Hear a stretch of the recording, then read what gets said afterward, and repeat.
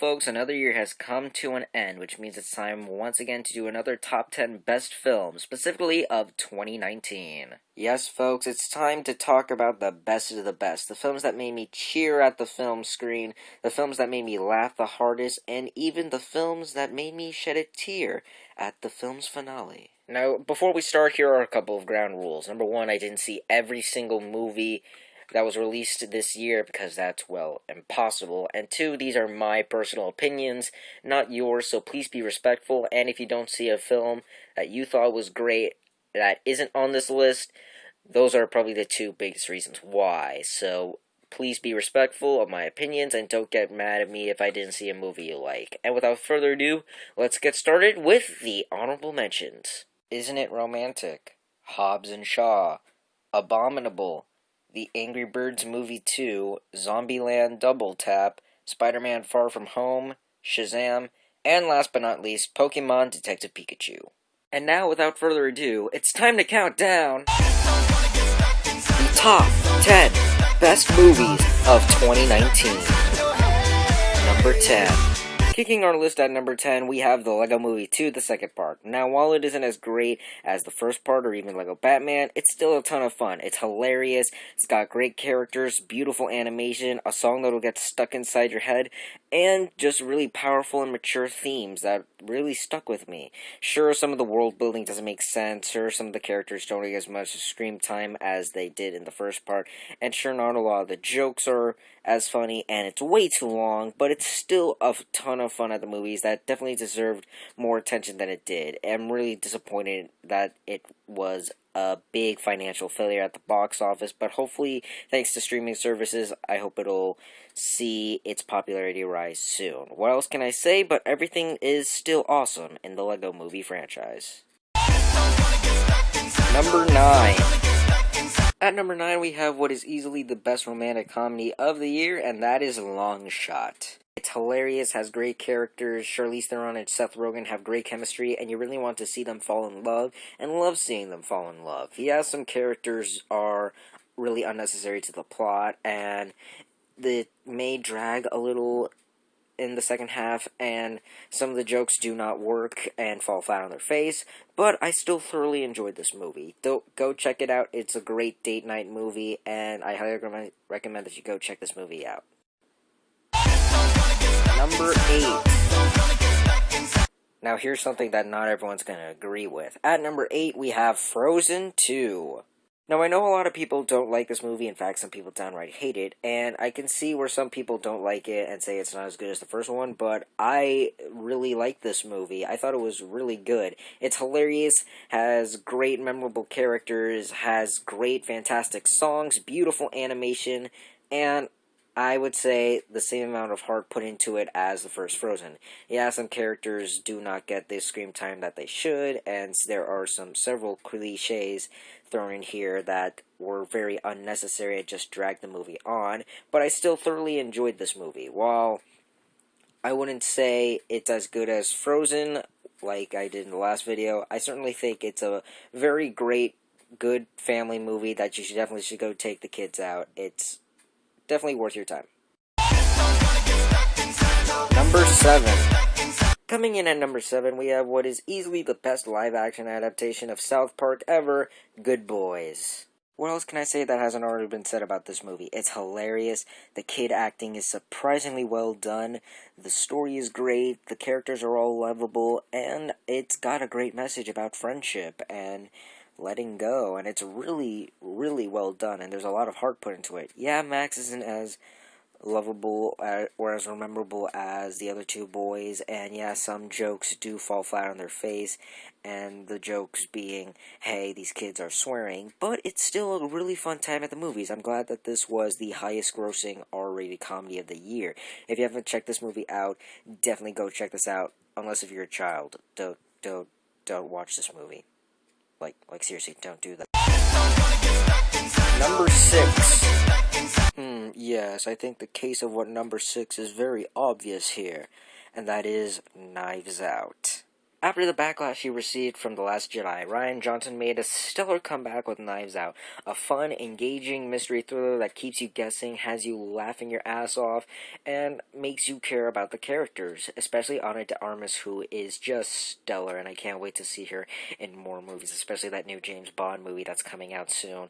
What else can I say that can't be said already about this movie? It's amazing. I don't want to give any more away because it's such a good mystery thriller, and there's so many great twists in here that you must see it for yourself. It's still in theaters. It just recently broke $100 million, so definitely go check this out. Number 5. At number 5, we have the send-off to the best DreamWorks trilogy of all time, How to Train Your Dragon: The Hidden World. Unlike Shrek Forever After and Kung Fu Panda 3, where they were mostly good or decent at best, How to Train Your Dragon 3 is stellar. DreamWorks hold no barriers when it came to finishing off their best film franchise, and it shows. It's heartfelt, touching, exciting, sad, hilarious, has great memorable characters, and it's just so sad and touching to see Toothless and Hiccup for one last time as the decade ends along with them. And seeing how this franchise come to a close, I can safely say that I cannot wait for DreamWorks' next film franchise. Heck, it might even be better than How to Train Your Dragon. Oh, wait. Number 4. Laughing my ass off with the number 4 spot, we have Booksmart. Easily the funniest movie of the year. Booksmart has tons of laughs, tons of heart, and great memorable characters. There's so many jokes in here that I will be quoting from this movie from now till pretty much the end of time, and easily has some of the best characters in a comedy movie this decade even. There's also really smart themes about maturity and women, and it's very well handled, and honestly, I was surprised that it was handled in what is basically just super bad, but for girls. It's a shame that the movie didn't do well. I mean, it's not like a much more anticipated Disney movie was released the same weekend, causing this movie to flop, but more on that on another top 10 list. But I think this movie will have its chance to shine on streaming services, as this movie I've heard is doing extremely well on Hulu. So if you have Hulu, or if you have the DVD and you want a hilarious time with a group of friends and a couple drinks, definitely go check this out. It is definitely a great time to watch. Number 3. Coming in at number 3, we have probably the biggest surprise of the year, and that is Toy Story 4. Pretty much everyone, including me, had their doubts about this movie, and when the movie came out, we were all blown away by how really good this was. While not as good as Toy Story 3, this is a pretty good epilogue to the Toy Story franchise. It has the same powerful moments, hilarious jokes, memorable characters, and scenes that will make you cry like a baby. If you had doubts about this movie and haven't seen it yet, definitely go check it out, but be sure to bring the tissues. It is a fantastic epilogue, while not great conclusion, to an amazing franchise. Number 2. Putting a smile on all of our faces as the number 2 spot, Joker.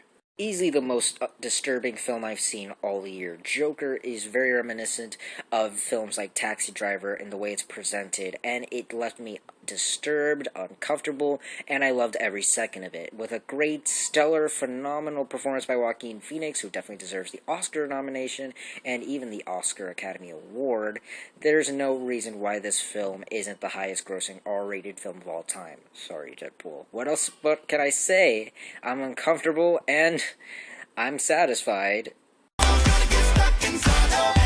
And the number 1 best film of 2019 is Avengers Endgame. What else can I say that hasn't been said about this movie? Marvel did it. They did the impossible. They were able to make a 3-hour-long epic conclusion to a series of 22 movies, and it came out perfectly. It was everything that you could ask for and more. It was heartfelt, it was action-packed, it was intense, it was hilarious, it was sad, it was tearful, it was everything that a conclusion should be. And I can't wait to see what they do next with Phase 4 next year, but all I'm going to say is they did it, and I'm so proud of Marvel for being able to do the impossible. And that is why Avengers Endgame is my number one favorite movie of 2019. And so, folks, that's it. That is the top 10 best films of 2019. But we're not quite done yet, as we still have another top 10 list to do. So that video will come out very soon. So I hope you guys enjoy this. I hope you guys enjoy your new year. Happy New Year. Merry Christmas if this video comes out before Christmas, which most likely it didn't. So sorry if I'm late to the party, but who cares? Who cares? Happy holidays, Happy New Year. If you like this video, hit the like button. If you like this channel, hit the subscribe button. Follow me on all social media links at the end of the video. And until next time, guys, stay sharp. Now, if you excuse me, I gotta prepare for the number of bad movies I gotta discuss. Oh, boy. From left to right, and if you wonder who's to blame, there is me stuck in that body like a permanent stain.